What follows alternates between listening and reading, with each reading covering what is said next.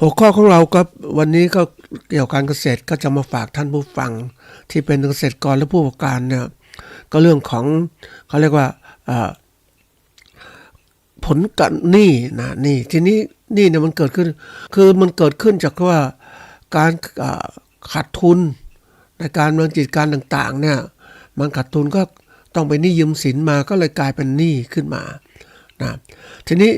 มาดูความหมายหนี้คืออะไรนี่คือความหมายมันค่อนข้างมากนะท่านผู้ฟังนะคือหนี้เนี่ยในความหมายก็คือว่าเงินเป็นคำนามเงินที่ผู้หนึ่งติดค้างอยู่จะต้องใช้ให้แก่อีกฝ่ายหนึ่งนะหรือเรียกว่าหนี้สินทีนี้มันมีหนี้สินมีตัวหนึ่งคือว่านิติสัมพันธ์ระหว่างบุคคลตั้งแต่สองฝ่ายขึ้นไปซึ่งฝ่ายหนึ่งเรียกว่าเจ้าหนี้มีสิทธิ์ที่จะบังคับบุคคลอีกฝ่ายหนึ่งซึ่งเรียกว่าลูกหนี้ให้กระทำหรืองดเว้นการกระทำอย่างใดอย่างหนึ่งโดยปริยายหมายถึงการที่จะต้องตอบแทนบุญคุณเขานะนี่อันนี้คือหนี้นะทีนี้มันมีคำหนึ่งที่ว่าคำว่าหนี้สินก็เป็นคำนามคือเงินที่ผู้หนึ่งติดค้างอยู่จะต้องใช้ให้แก่อีกผู้หนึ่งอันนี้หนี้สินนะทีนี้มันก็มีตัวนึงคือหนี้ศูนย์เนี่ยเป็นคำนามเหมือนกันหนี้ที่เจ้าหนี้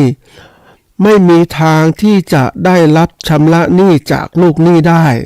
อันนี้ก็กลายเป็นหนี้ศูนย์ที่มันเกิดขึ้นหลายที่จริงๆนะอันนี้มันเป็นหนี้ศูนย์ที่คนหลายคนนะท่านผู้ฟังก็เมื่อไม่มีโอกาสใช้หนี้ก็ปล่อยเป็นหนี้ศูนย์ก็กลายเป็นเรื่องกระทบกับ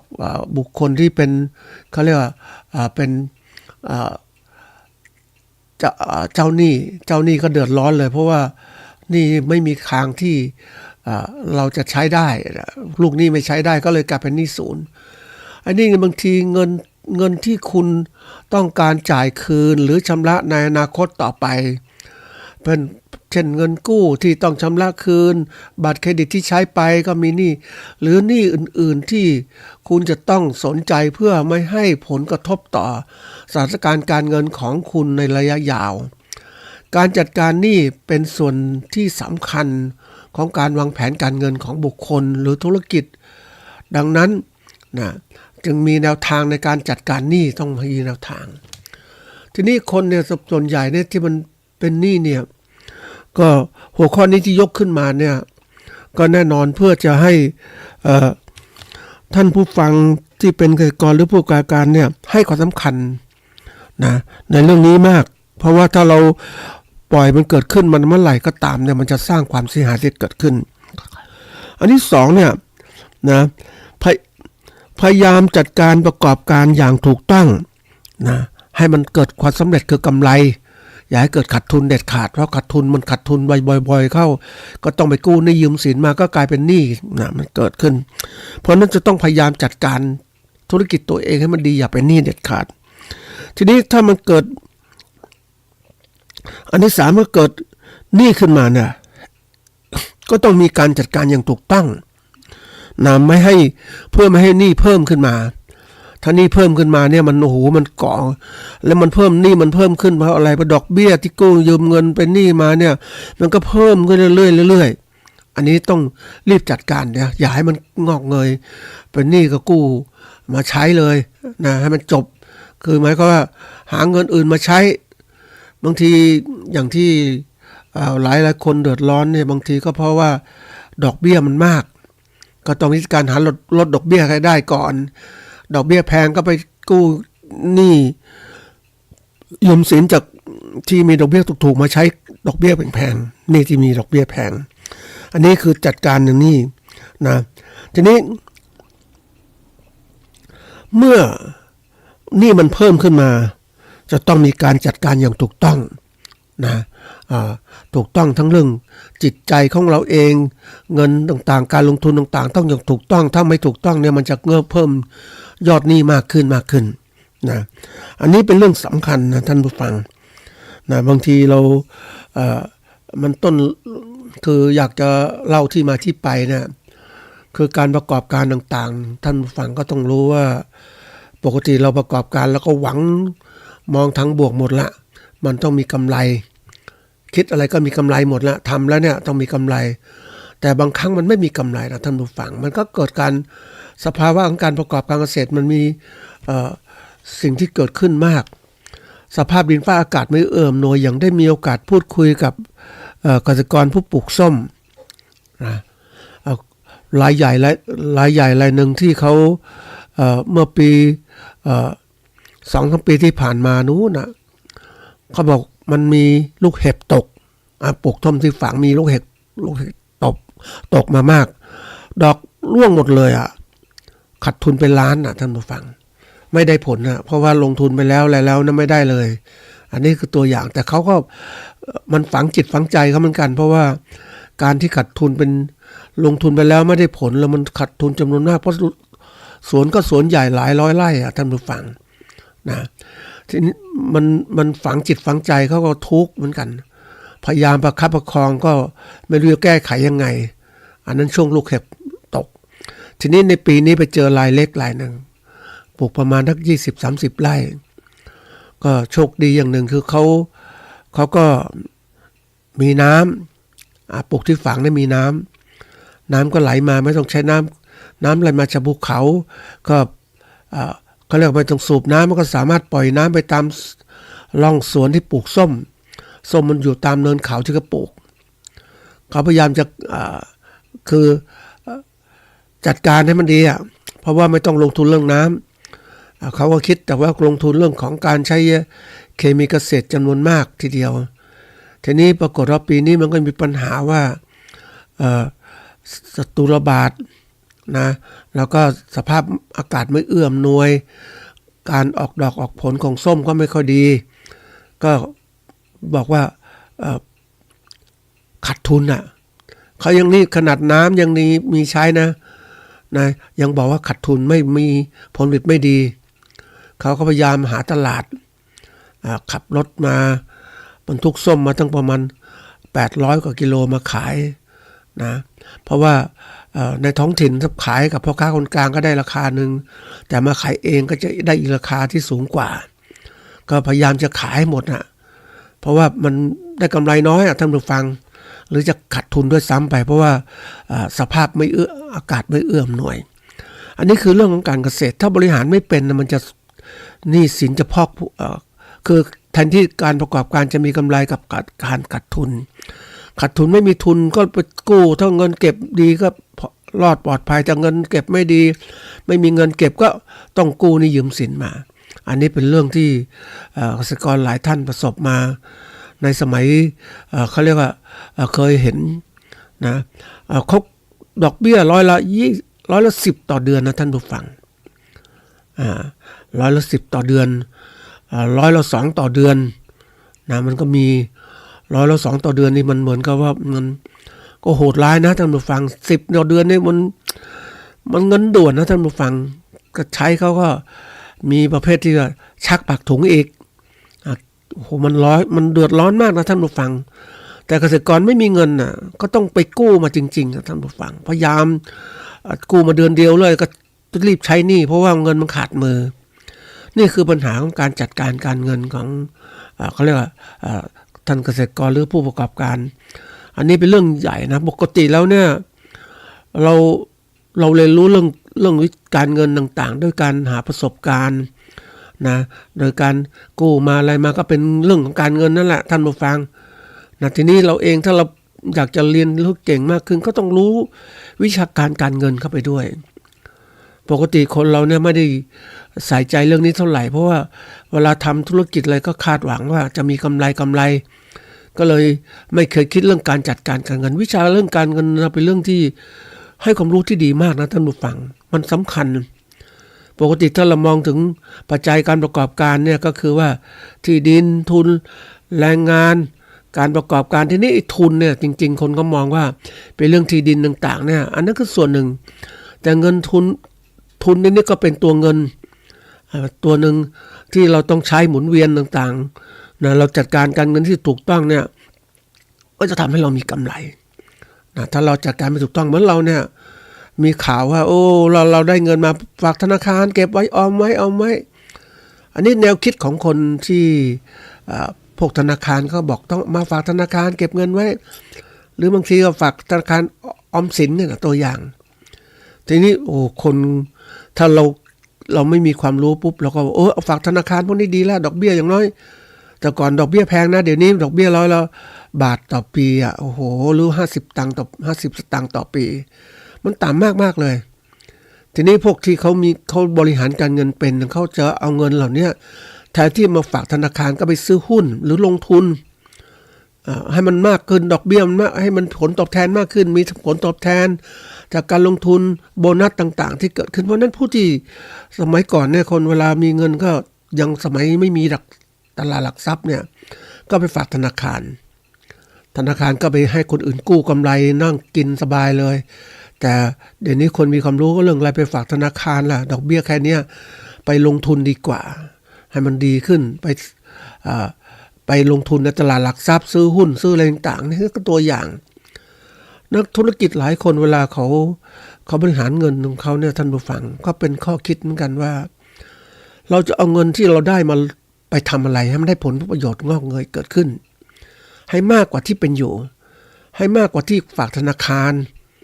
นะเพราะฉะนั้นเขาก็ไปลงทุนบางคนเนี่ยฉลาดลงทุนในการประกอบการกิจการอื่นมีกำไรจากสิ่งนี้แล้วเนี่ยก็เอาเงินไปประกอบการทำธุรกิจเพิ่มเติมขึ้นมาอีก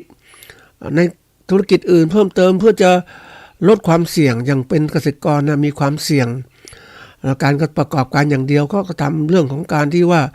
เอาเงินไปลงทุนประกอบการแปรรูปสินค้าบ้างอะไรบ้างทำให้เกิดประโยชน์เกิดขึ้นเหมือนได้พบผู้ประกอบการคนหนึ่งนะเขาก็อาชีพเกษตรนะท่านผู้ฟังแต่เขาก็มีความรู้เรื่องการแปรรูปสินค้าเกษตรเป็นอะไรเรียกว่าแปรรูปพวกผักผลไม้ต่างๆอบแห้งท่านผู้ฟังคือมันสินค้าเกษตรถ้ามันไม่มีระบบแบบนี้มันก็เขาเรียกเก็บสินค้าไม่ได้นานแต่มาอบแห้งอย่างมะม่วงอบแห้งหรือทุเรียนหรือว่าขนุนอบแห้งมันเป็นอะไรที่แบบมันเป็นช่องทางที่ดีนะแล้วเขาก็มีกำไรคือกระจายความเสี่ยงจากที่จะไปปลูกพืชอย่างเดียวเนี่ยเอามาทำอบแห้งด้วยสำรองด้วยเป็นการหาตลาดเพิ่มเติมเขาอยู่ได้จริงๆนะท่านผู้ฟังนี่คือแนวคิดเพราะฉะนั้นเวลาเราลงทุนเราก็มองไปข้างหน้าอย่าไปว่าได้เงินมาแล้วก็ฝากธนาคารยิ่งธนาคารฉลาดจะตายตอนเนี้ยลดดอกเบี้ยมันเหลือเขาเรียกว่าบาทหนึ่งไม่ถึงบาทหรือ50 สตางค์ต่อปี100ละนะได้ดอกเบี้ยเท่านั้นแล้วยิ่งตอนนี้ก็มีการขึ้นดอกเบี้ยเงินกู้ดอกเบี้ยมากจริงๆเพราะนั้นเขาก็ธนาคารก็รับเงินฝาก100 ละบาทต่อปีสมมุตินะเอามาให้คนอื่นกู้100 ละ5 หรือ 6 บาทต่อปีหรือ10 ต่อปีอย่างเนี้ยนะมันก็มีกำไรมหาศาลนี่คือสิ่งที่เกิดขึ้นเพราะนั้นบริหารนี่เรื่องการเงินเป็นสิ่งสำคัญนะท่านผู้ฟังถ้าเรามีโอกาสก็ลองดูเรื่องการเงินให้ดีทีนี้เรามาดูว่าปกติแล้วเนี่ยเราเป็นหนี้เนี่ยนี่คือเงินที่คุณจะต้องจ่ายคืนและชำระในอนาคตเพราะเรายืมเข้ามาแล้วเนี่ยนะแล้วมันมีเงินต้นแล้วก็มีเงินดอกเบี้ยเพราะนั้นต้องรีบบริหารเงินนี่ทำยังไงนะอันนี้เรื่องของสำคัญนะท่านผู้ฟังปกติแล้วเนี่ยเราเป็นหนี้เราไม่อยากเป็นหรอกแต่เมื่อเป็นหนี้แล้วเนี่ยนะก็ต้องบริหารให้เป็นนะบริหารให้เป็นนะทำไงก็คือต้องทำการประเมินสถานะการเงินซะก่อนว่าคือการจัดการหนี้เนี่ยเป็นส่วนสำคัญของการมันแผนการเงินทั้งบุคคลและธุรกิจเพราะหนี้เนี่ยคือถ้าไม่ถูกต้องการจัดการอาจจะสร้างปัญหาการเงินได้นี่คือขั้นตอนปกติเราเป็นหนี้เนี่ยมันก็มีเรากู้เข้ามาเนี่ยเราเป็นหนี้นะทีนี้ ถ้าเราเป็นหนี้กู้เข้ามาเนี่ยหนี้มาเอามาใช้จ่ายทรัพย์ต่างๆหมดนี่อันนี้คือไม่ก่อให้เกิดรายได้นะอันนี้เป็นสิ่งที่เกิดขึ้นกับคนไทยเหมือนกันบางทีเนี่ยก็เรียกว่าคนไทยเนี่ยเป็นคนมีหน้ามีตานะท่านผู้ฟังนะแล้วก็บางคนก็เสียเงินเพื่อรักษาหน้าตาก็เรียกว่าต่อสังคมนะไม่มีก็พยายามทำตัวให้มีนะใช้สินค้าพวกหรูๆบ้านสบายๆใหญ่โตรถยนต์ต่างๆดูมีเงินต่างๆเนี่ยมันเขาเรียกมันเป็นสังคมของการยกยอปอปั้นนะถ้าเราเข้าใจตรงนี้บางทีเราไม่ต้องไปเต้นตามกระแสของคนหรอกเพราะนั้นบางคนไปกู้หนี้มาอะไรมันก็เกาะนั่นในสมัยเด็กๆเคยเห็นญาติพี่น้องก็คือไม่มีเงินเท่าไหร่เราก็ไปซื้อรถยนต์ซื้ออะไรหรูไปหมดน่ะเงินจมอ่ะอันนี้หลายคนก็ท่านเกษตรกรหลายท่านก็มีเงินน่ะตอนช่วงหนึ่งก็ไปซื้อรถซื้ออะไรมาจอดทิ้งไว้ไม่ได้ใช้เพราะว่าไม่มีค่าน้ำมันเติมนะไม่มีค่าน้ำมันนะอันนี้ก็เป็นตัวอย่างไม่ได้ใช้ประโยชน์อะไรอันนี้เขาเรียกเป็นหนี้ที่ไม่ก่อให้เกิดรายได้อีกอย่างถ้าเป็นหนี้เนี่ยก่อให้เกิดรายได้คือเอาหนี้มาหมุนลงทุนแล้วเกิดผลกำไรเกิดขึ้นก็ใช้หนี้คืนแล้วเอาผลกำไรไปทำอย่างอื่นต่ออันนี้ เป็นสิ่งที่เขาท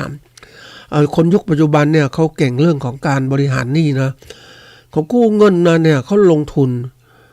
กู้สมมุติว่านะคนหนึ่งเนี่ยเขากู้มากู้เป็นหนี้มาเอามาออกดอกให้คนอื่นกู้ต่อไปก็เป็นว่าได้ดอกเบี้ยอย่างประเภทอย่างนี้หรือเป็นหนี้กู้เงินมาซื้ออสังหาริมทรัพย์ในช่วงหนึ่งที่ราคามันถูกก็ซื้อไว้แล้วก็ค่อยๆผ่อนหรือซื้อบ้านแล้วก็มาสร้างบ้านอื่นเช่าอยู่อาศัยนะก็ได้รายได้ขึ้นมาส่งคืนธนาคารที่สุดบริหารเป็นนะท่านผู้ฟังแล้วก็สามารถจะร่ำรวยได้โดยใช้หนี้นี่แหละนะกู้เงินมาก่อเกิดรายได้ก็เป็นส่วนหนึ่งทีนี้คนเราบริหารหนี้ไม่เป็นปกติแล้วเนี่ยนี่เพราะว่ามันเกิดภาวะการขาดทุนจากการประกอบการก็ต้องเป็นหนี้โดยกู้หนี้มานะกู้เงินมาใช้หนี้นะทีนี้ปกติเรามีหนี้เนี่ยเขาบอกต้องพยายามที่จะประเมินสถานการณ์เงินให้ดีตรวจสอบว่าทุนทรัพย์เราทั้งหมดมีและหนี้ที่มีเป็นยังไงบ้างมีรายรับรายจ่ายพอไหมที่จะคืนงบประมาณต่างๆเพื่อดูว่าเราจัดการหนี้อย่างไรเรามีงบประมาณไหมเวลาเราดำเนินธุรกิจขาดทุนเรามีทุนเก่ามาเก็บไว้มาลงทุนต่อไหมอันนี้คือประเมินสถานการณ์นะทีนี้ประเมินสถานการณ์ปุ๊บเราก็รู้ว่าเรามีทรัพย์สินมีนู่นมีนี่ก็เขาเรียกกำหนดเป้าหมายชำระหนี้คือเราเป็นหนี้แล้วก็กำหนดเป้าหมายชำระหนี้นะที่ระบุไว้ให้ดีที่สุดว่าตามวางแผนการจัดการเงินที่มันมีอยู่เนี่ยนะแล้วก็รวบรวมข้อมูลเกี่ยวกับหนี้ว่านี่ทั้งหมดมีเท่าไหร่แล้วดอกเบี้ยเท่าไหร่แล้วต้องชำระหนี้เท่าไหร่และการตรวจสอบหนี้ว่ามันพอกพูนไหมมันเพิ่มมากไหมนะแล้วก็สร้างแผนชำระหนี้เลยนะชำระหนี้ที่เหมาะสมโดยให้ความสำคัญกับหนี้อัตราดอกเบี้ยที่สูงสุดนะจัดการสมมุติเราเป็นหนี้ดอกเบี้ยสูงเนี่ยเราก็ไปกู้หนี้มาใช้ดอกเบี้ยที่สูงกู้หนี้ดอกเบี้ยต่ำมาใช้ดอกเบี้ยที่สูงอันนี้คือบริหารหนี้เหมือนกันนะปรับแผนบริหารหนี้และพยายามลดรายจ่ายนะท่านผู้ฟังเราลดรายจ่ายของเราในการประกอบการต่างๆลดให้มากที่สุดแล้วก็เพิ่มรายรับหาวิธีการอย่างที่ยกตัวอย่างที่ว่าเจ้าของสวนส้มที่ฝางเนี่ยก็ขายส้มที่ฝางได้ราคาน้อยก็เลยขับรถมาขายในตัวเมืองนะในตัวเมืองเชียงใหม่ซึ่งก็ขายได้ดีกว่าท่านผู้ฟังมันก็แพงอ่ะก็หากลบตกนี่ก็คุ้มกว่าที่จะขายกับพ่อค้าคนกลางที่ฝางอย่างเนี้ยแล้วก็ถัดมาคือติดตามและปรับปรุงระบบการหนี้ของเขาเองให้มันดีขึ้นนะอันนี้เป็นตัวอย่างคือได้พบนะคนที่เขาจัดการหนี้สินตัวเองอันนี้เรื่องใหญ่นะท่านผู้ฟังเป็นเรื่องจริงที่เกิดขึ้นได้มีโอกาสคุยกับผู้ใหญ่บ้านคนหนึ่งนะ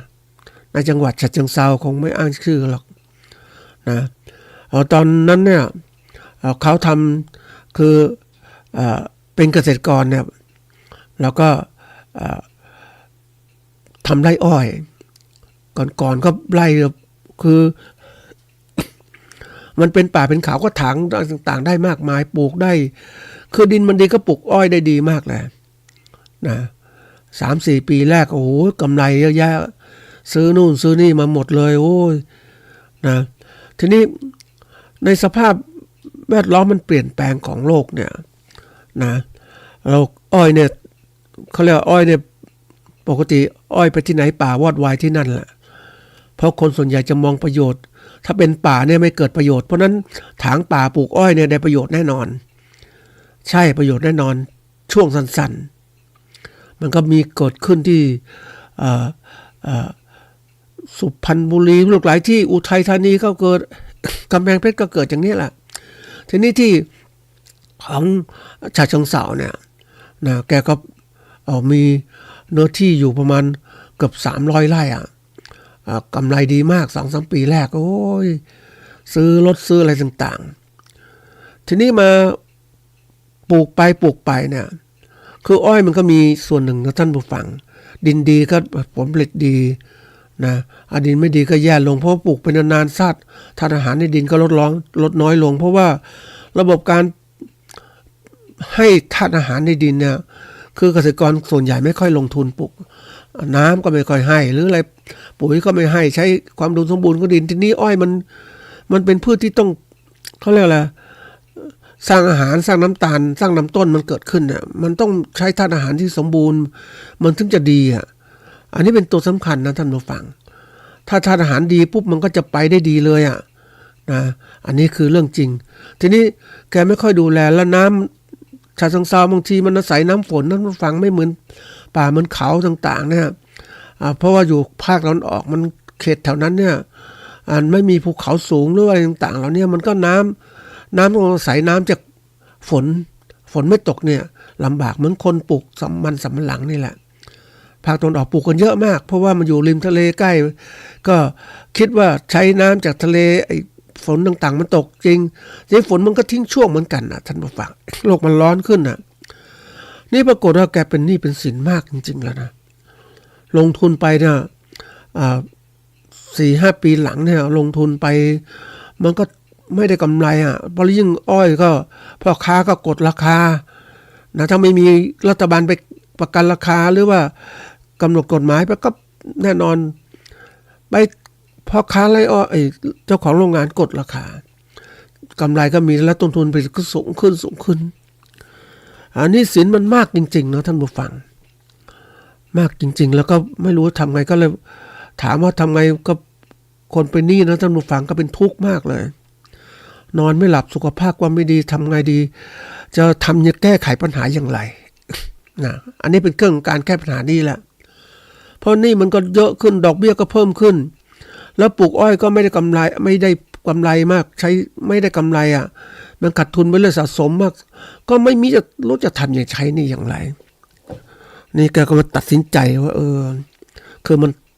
ทรมานมาหลายปีนะคือเหมือนกับว่าปีนี้ขาดทุนไม่เอาปีหน้าจะได้ลงทุนอีกจะได้กำไรมันขาดทุนอีกขาดทุน3 ปี 4 ปีติดกันเรื่อยๆนะโอ้มันนี่มันพอกพูนมากเลยก็เลยตัดสินใจขายทั้งหมดนะท่านผู้ฟัง300 กว่าไร่หมดเลยเหลือไว้ประมาณเลี้ยงชีพประมาณจำไม่ได้ประมาณ6-10 ไร่นะเป็นที่บ้านตัวเองนะบ้านตัวเองแล้วก็ทำยังไงจะอยู่รอดเพราะว่าขายไปแล้วใช้หนี้หมดแล้ว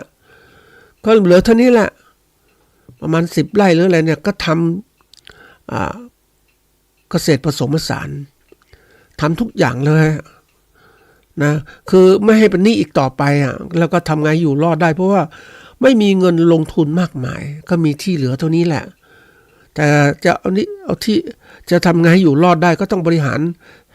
การจัดการที่ดินของตัวเอง10 ไร่เนี่ยให้เกิดประโยชน์สูงสุดแกก็ปลูกมะม่วงทำไร่ทำนามีบ่อน้ำเลี้ยงปลาเลี้ยงเป็ดเลี้ยงไก่ทำทุกอย่างเลย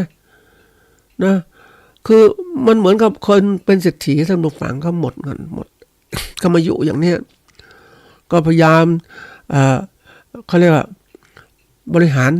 ที่ดินแค่นี้มันได้เกิดประโยชน์สูงสุดอ่ะโดยความที่ว่าคนเคยรวยท่านผู้ฟังแต่ว่าต้องถูกบังคับโดยการว่าหนี้มันเกิดขึ้นแกก็ลองบริหารหนี้ว่าที่สุดแล้วเนี่ยแกก็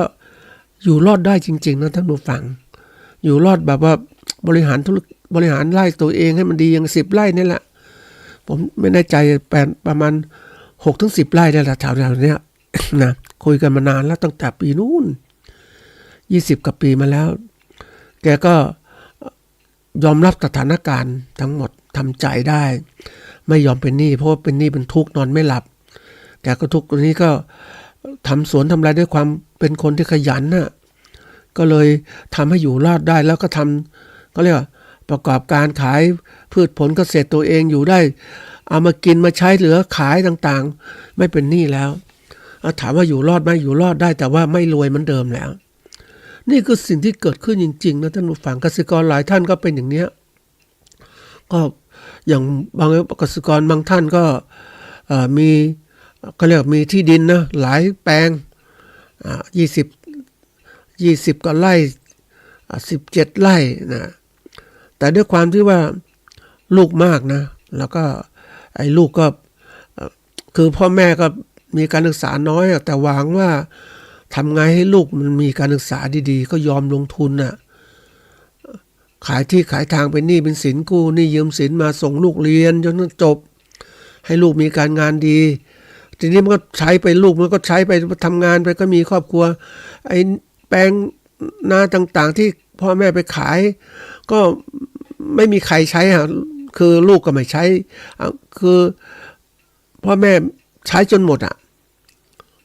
หมดจริงๆนะท่านผู้ฟังไปเจอบางครอบครัวเนี่ยโอ้ยจากลูกก็ไม่ค่อยเรียนตั้งใจเรียนบางทีมันก็เพลินไปกับสังคมมาท่านผู้ฟังแล้วพ่อแม่ขายที่จนหมดเลยอ่ะที่สุดก็เหลือแค่เฉพาะเหลือที่บ้านสุดท้ายก็กลายเป็นคนไม่มีอาชีพท่านผู้ฟังแปลงนาก็ไม่มีเช่าก็ไม่ไหวแล้วก็อายุมากขึ้นลูกหลานก็ไปทำงานเป็นลูกจ้างเขาว่าท่านผู้ฟังนี่คือตัวอย่างนะแบบเฮ้ยทำไมเป็นอย่างนี้ก็เพราะว่าการบริหารหนี้สินเนี่ยมันต้องอาศัยความรู้จริงๆนะ ไม่ใช่ว่าต้องแค่นี้ไม่เป็นไรนี่นะสำคัญมากนะท่านผู้ฟังมันเป็นเรื่องที่ว่าต้องฝึกนะฝึกในการเป็นคนที่ว่าต้องเข้าใจหลักการว่าภาษาบาลีว่าอีนาทานังทุกขังโลเกความเป็นหนี้เป็นทุกข์ในโลกเป็นทุกข์จริงๆมันบ่อนทำลายความคิดจิตใจต่างๆที่อยากจะทำนู่นทำไม่ได้มันเป็นหนี้มันทุกข์ใจอย่างพวกตามหลักการนะท่านผู้ฟังหนี้ที่ละคนจะใช้แรกที่สุดของการมีชีวิตของคนคือหนี้ที่ใช้หนี้ให้กับบุพการีตอบแทนบุญคุณท่านอันนี้เป็นการฝึกนะท่านผู้ฟังคนเราถ้าไม่ฝึกใช้หนี้พ่อแม่เนี่ยมันเป็นสิ่งที่ไม่ดีมากๆเลยไม่เจริญนะพวกเนี้ยบางทีพ่อแม่เราส่งเราเรียนคือเลี้ยงดูเรามาหน้าที่ของเราจะต้องกตัญญูรู้กตเวทีรู้บุญคุณแทนบุญคุณทดแทนบุญคุณของท่านนะเราทำงานสมมุติว่าเราทำงานได้ก็ควรจะต้องมาเลี้ยงดูพ่อแม่บ้างพ่อแม่บางคนก็บอกไม่เป็นไรเอาเงินไปฉันอยู่ได้แต่ว่าก็ด้วยความที่ว่าพ่อแม่จะของเงินลูกมันก็ยากนะมันเป็นเรื่องที่แบบเขาเรียกศักดิ์ศรีเหมือนกันนะแต่ลูกทุกคนต้องรู้บางทีต้องให้พ่อแม่ก็ได้รู้จักลูกกตัญญูนะท่านผู้ฟังเขาทำงานได้เขาให้พ่อแม่ก็รับมาคนละ10,000หรือคนละ5,000 3,000ก็เก็บไว้ที่สุดก็คืนให้ลูกให้หลานนั่นแหละนะเขาไม่ได้เอาไปใช้ไหนหรอกเก็บไว้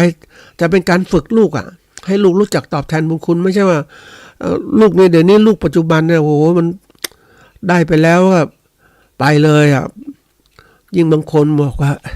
มันมีเรื่องจริงเหมือนกันเขาก็เล่ากันมาพ่อแม่ส่งลูกเรียนลูกก็เลยไป เรียนจบหรืออะไรก็ไปทำงานอาชีพต่างๆก็ดูแลเมียดูแลลูกนะทีนี้นะแทนที่จะดูแลพ่อแม่ไม่แล้วทีนี้พ่อแม่ก็มาขอเงินจากลูก ไม่มีเงินใช้ไอ้ลูกก็พูดว่าลูกของเขาเองยังไม่มีอะไรจะซื้อให้กินเลยแล้วจะเอาเงินที่ไหนให้พ่อแม่ลูกมันพูดอย่างนั้นจริงๆนะท่านผู้ฟังมันคือปกติถ้าลูกกตัญญูก็ต้องดูแลแม่พ่อแม่ที่เลี้ยงมากับนี่ไปสร้างคือพ่อที่ว่าหนี้เก่าไม่ใช้หนี้ใหม่ก็ก่อสร้างขึ้นมามันก็กลายเป็นว่าเขาเรียกล่มสลายนะท่านผู้ฟังคนที่ไม่รู้จักกตัญญูพ่อแม่เนี่ยมันหาทางดีไม่ก็ได้ท่านผู้ฟังทีนี้นี่คือสิ่งที่เกิดขึ้นมันก็เป็นกรรมตามทันนั่นแหละนะมันเป็นสิ่งที่ต้องฝึกเรียนรู้นะบางคนบอกว่าเกิดมาจนอันนี้ก็เป็นนิทานนะท่านผู้ฟังนิทานของคนจีนที่เขาเล่ากันมาว่าลูกมันก็โทษพ่อแม่เกิดมาทั้งทีเนี่ยพ่อแม่ก็ยากจนแล้วก็ทำให้เขายากจนบรรพบุรุษก็ทำให้เขายากจนเขาก็เลยไปไม่บูชาพ่อแม่ละ ก่นด่าพ่อแม่ว่าทำให้เกิดความยากจนเกิดขึ้นเขาเนี่ยทุกข์ลำบากได้เพราะว่าพ่อแม่นะทีนี้เขาก็ไปเจอหลวงจีนก็บอกทำไมถึงไปบ่นว่าอย่างนั้นนะไอ้คนนี้ก็บอกว่าก็เพราะพ่อแม่ยากจนทำให้เกิดมาจนเนี่ยนะแล้วก็ถามว่าหลวงจีนก็ถามว่าแล้วถ้าเธอทำอย่างนั้นจะยากจนจะพ้นความยากจนไหมก็ไม่พ้นเพราะว่าก็ตัวเองมาบ่นกล่าวต่างๆแทนที่จะเอาเวลาไปปฏิบัติหรือหาทำให้กินดีขึ้นไม่ใช่ไปโทษนู่นโทษนี่ เพราะนี่ตัวเองพ่อแม่ทำให้เกิดมาแล้วนั่นคือทรัพย์ละแต่ว่าตัวเองไม่รู้จักใช้ชีวิตแล้วถ้าตัวเองเป็นอย่างนี้แล้วเกิดตัวเองมีลูกด่าตัวเองอีกทำไงมันก็ไม่จบไม่สิ้นเพราะว่าลูกก็ว่าพ่อแม่ไม่สร้างทรัพย์สินเกิดขึ้นมาบางคนมองนะลูกบางคนบอกว่าพ่อแม่ไม่มีทรัพย์สินเกิดขึ้นอะเขาว่าพ่อแม่ไม่แล้วทำให้เกิดขึ้นมาทำไมนะบางคนก็ตอบอย่างเนี้ยนะมันก็เป็นสิ่งที่เขาเรียกว่านักคิดมากสำหรับสังคมไทยซึ่งมันจะเป็นงี้เกิดขึ้นในอนาคตนะเพราะว่าบางคนเนี่ยอย่างที่บอกว่า เจอคนในยุคปัจจุบันนี่แหละท่านผู้ฟังเขาลูกนะลูกเนี่ยเขาในสังคมต่างประเทศเขาก็18-19ก็เลี้ยงตัวเองแล้วนะเพราะนั้นเขาจะมาดูแลพ่อแม่ไหมพ่อแม่แน่นอนเดี๋ยวรัฐบาลเลี้ยงนี่มันเป็นสังคมของเขาเรียกรัฐเลี้ยงคนทีนี้ลูกไม่เคยมาเยี่ยมเลยท่านผู้ฟังมันเหมือนกับเป็นแบบเมื่อเขาเกิดขึ้นมาเขาก็ไปทำงานอาชีพของเขาไปสร้างครอบครัวใหม่แต่ใครเขาจะมาดูแลไหมดูแลพ่อแม่ไม่เคย มันก็ทิ้งไปนั่นน่ะนานๆมาดูทียังเขาเล่าให้ฟังนะท่านผู้ฟังอันนี้ได้พบกับผู้ที่เป็นแม่เลี้ยงเดี่ยวดูแลลูกส่งเสียจบไปหมดแล้วอยู่แต่ผู้เดียวท่านผู้ฟังสัปดาห์ทีหรือว่าเดือนหลายสัปดาห์ลูกจะมาดูว่าแม่ยังอยู่ไหมมาอยู่ปุ๊บก็คุยกันนิดหน่อยก็ไปแล้วก็ทิ้งเหมือนกันนอกจากคุยโทรศัพท์บ้างอะไรบ้างแต่ว่ามันก็เลยกลายเป็นว่านี่มันไม่เหมือนสังคมไทยที่มีอยู่แต่สังคมไทยตอนนี้เราเปลี่ยนเป็นแบบเขาอีกแล้วก็ไม่ค่อยมีใครดูแลพ่อแม่นี่คือนี่พูดถึงหนี้ที่ต้องใช้นะทีนี้มาถึงหนี้ของการประกอบการธุรกิจแน่นอนมันต้องใช้อีกถ้าเราอยากจะรักษาชื่อเสียงหรือเครดิตต่างๆเนี่ยต้องพยายามใช้หนี้ให้เป็นนึกถึงคนหนึ่งนะท่านผู้ฟังยอมรับว่าเขาเป็นคนที่เรียกว่าร่ำรวยนะท่านผู้ฟังคือร่ำรวยเนี่ยจริงๆมันเริ่มจากที่ว่าเขาเป็นคนดีอ่ะเขาทำธุรกิจค้าขายเหล็กต่างๆอันนี้ได้สัมภาษณ์มานะท่านผู้ฟังทีนี้เขาก็ครอบครัวเขาก็เป็นหัวหน้าเป็นเหมือนกับว่าช่วยพ่อแม่ทำจนทั้งร้านเหล็กค้าขายก็เติบโตเกิดขึ้นทีนี้ น้องๆก็อยากได้สมบัตินะก็ตัวพี่ก็เลยว่าเอาไปหมดเลยนะเขาไม่มีอะไรมีแต่ตัวนะมีแฟนด้วยนะก็ออกจากครอบครัวมาก็สร้างก็ไม่รู้จะสร้างชีวิตยังไงอันนี้เป็นเรื่องจริงนะท่านผู้ฟังเขาไม่รู้จะสร้างชีวิตยังไงแต่เพียงแต่ว่าเดี๋ยวค่อยมีอาชีพก่อนเพราะว่าเขาก็มีเป็นผู้บริหารร้านต่างๆเขาร้านเหล็กที่เขาค้าขายเนี่ยมันก็รุ่งเรืองแต่ว่าเขาตัดสินใจทีนี้เขาก็มาอยู่นิ่งๆปรากฏธนาคารก็คือธนาคารเนี่ยเขามีเงินเขาก็ต้องมีฝ่ายเขาเรียกว่าฝ่ายสินเชื่อเนี่ยก็ต้องหาลูกค้ามากู้เงินธนาคารนั่นแหละทำหาไม่ได้เนี่ยตัวเองก็มีปัญหาเพราะนั้นก็มาเจอคนนี้บอกคุณทำไมคุณไม่มีเงินเนี่ยคุณทำอะไรอยู่คนนี้บอกไม่ได้ทำอะไรเพราะสมบัติให้น้องไปหมดแล้วมากู้เงินธนาคารไหมอาจารย์นี่บอกว่าผมไม่มีคือไม่มีอะไรค้ำประกันนะเพราะผมไม่มีสมบัติละธนาคารบอกไม่เป็นไรเพราะว่า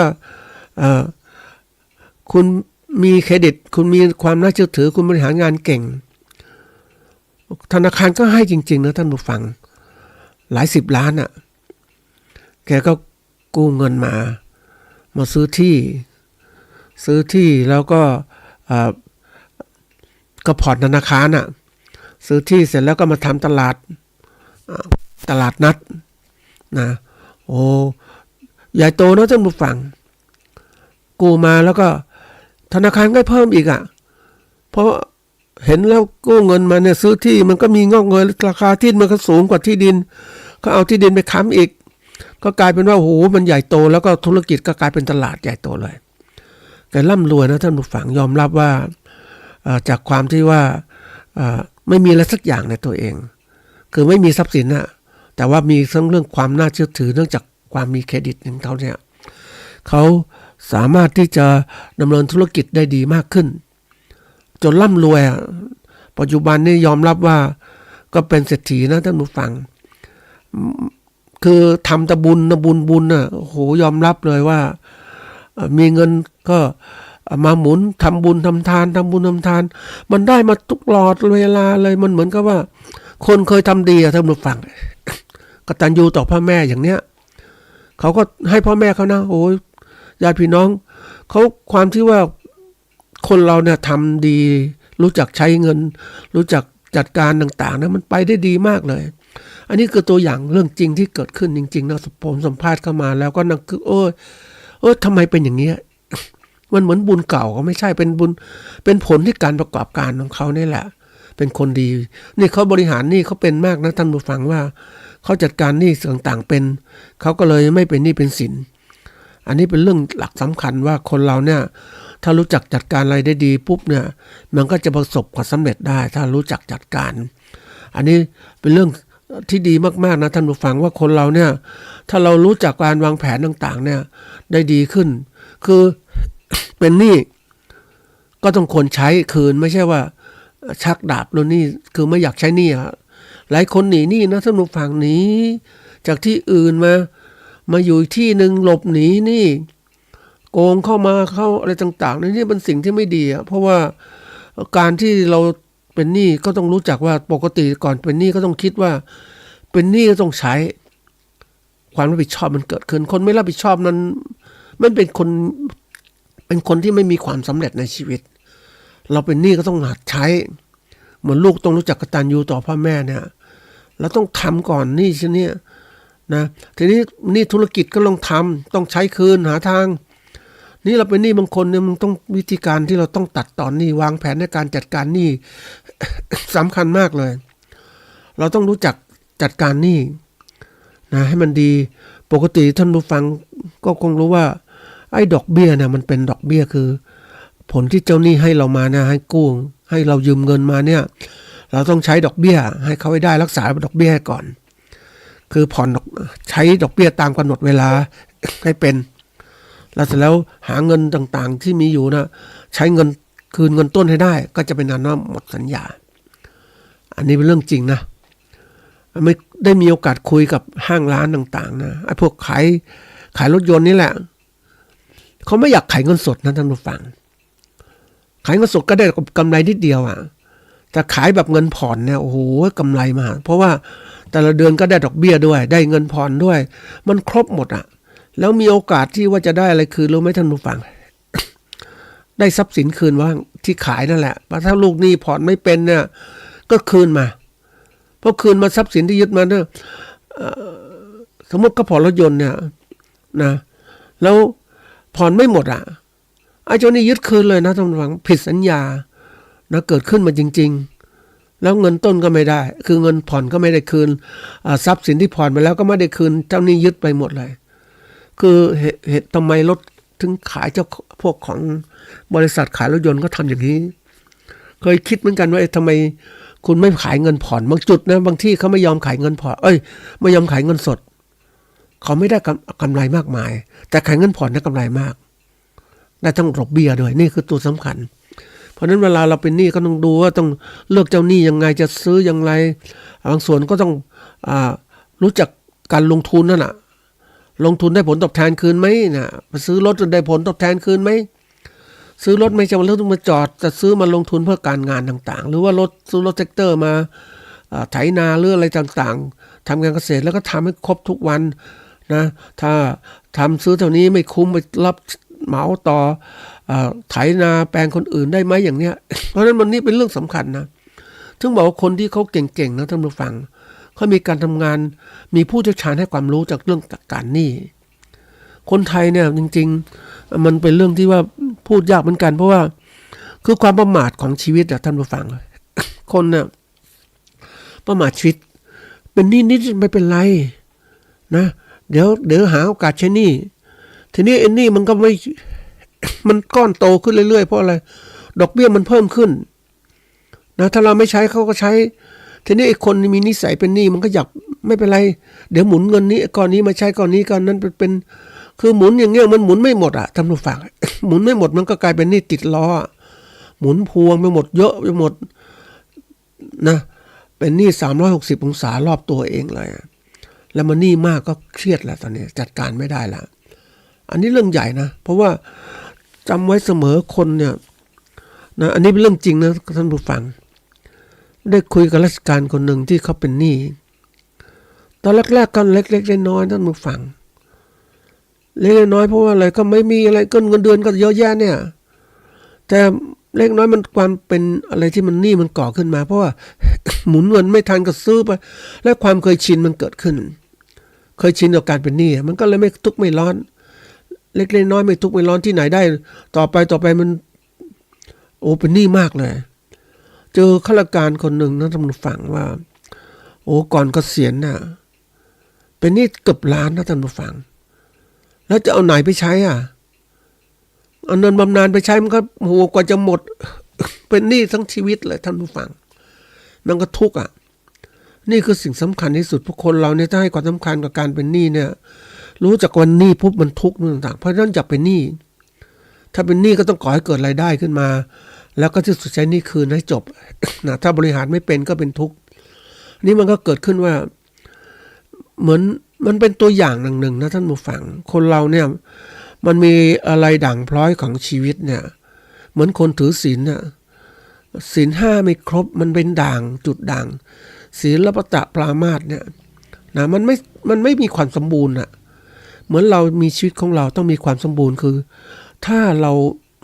เป็นหนี้เขาพยายามใช้หนี้ให้เป็นมันเป็นความรู้สึกอิสระคนเราเป็นหนี้เหมือนเรามีพ่อแม่เราต้องใช้หนี้เลี้ยงดูพ่อแม่เหมือนเราที่ท่านเลี้ยงเรามาก็ทำเงี้ยนะ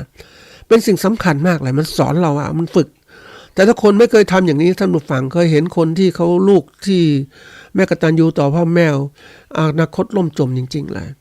เพราะไม่เคยใช้หนี้ไม่มีความรับผิดชอบเพราะนั้นเวลาเราให้กู้ใครก็ตามหรือว่าเป็นเจ้าหนี้ใครก็ตามดูสิลูกหนี้เรามีนิสัยแบบนี้ไหมมีนิสัยแบบนี้อย่าให้กู้ดีกว่าพวกกตัญญูต่อพ่อแม่เนี่ยไม่ต้องให้กู้เพราะพวกนี้เป็นคนที่แบบ ไม่มีคุณภาพเราต้องเลือกนะท่านผู้ฟังว่า วันนี้สถานการณ์อย่างไรจัดการหนี้อย่างไรให้เป็นซึ่งเรื่องหนี้เนี่ยเป็นสิ่งที่เราจะต้อง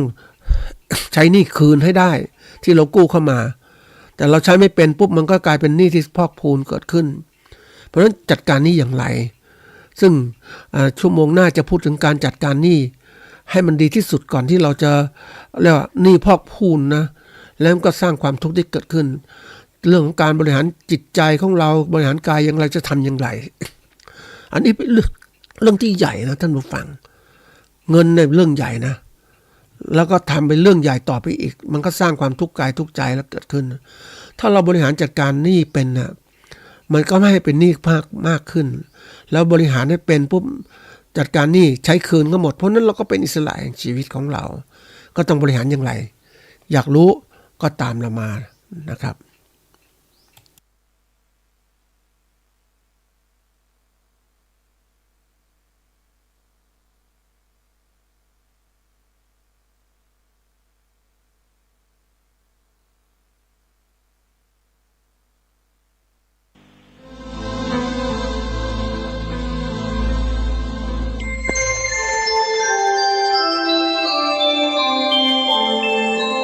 ขณะนี้ท่านกำลังฟังสถานีวิทยุกระจายเสียง FM 104.5 เมกะเฮิรตซ์ เนื่องในโอกาสมหามงคลเฉลิมพระชนมพรรษา 6 รอบ 28 กรกฎาคม 2567 รัฐบาลไทยโดยกระทรวงวัฒนธรรมกรมการศาสนาร่วมกับรัฐบาลสาธารณรัฐอินเดียโดยสถานเอกอัครราชทูตอินเดียประจำประเทศไทยสถาบันโพธิคยาวิชาลัย 980 หน่วยงานภาครัฐและภาคเอกชนดำเนินโครงการอัญเชิญพระบรมสารีริกธาตุและพระอรหันตธาตุของพระสารีบุตรและพระโมคคัลลานะจากสาธารณรัฐ